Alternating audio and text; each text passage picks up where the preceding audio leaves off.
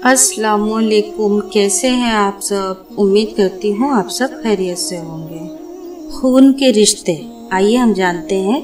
आज की स्टोरी है मेरी खून के रिश्ते। कहते हैं कि एक दिन गांव के कुएं पे अजीब माजरा हुआ कि जो डोल भी कुएं में डाला जाता वापस नहीं आता, जबकि रस्सी वापस आ जाती।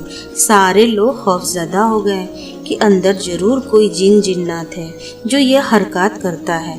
आखिर ऐलान किया गया कि जो बंदा इस राज का पता लगाएगा उसको इनाम दिया जाएगा।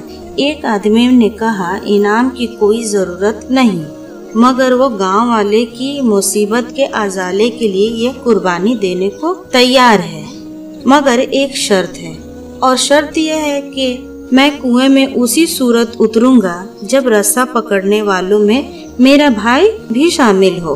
उसके भाई को भी बुलाया गया और रस्सा पकड़ने वालों ने रस्सा पकड़ा और एक डोल में बैठाकर उस बंदे को कुएं में उतार दिया गया।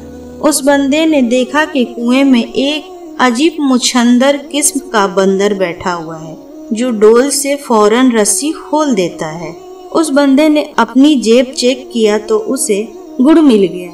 उसने वो गुड़ उस बंदर को दिया। बंदर उससे मायूस हो गया। बंदे ने उस बंदर को कंधे पर बैठाया और नीचे से जोर जोर से रस्सा हिलाया।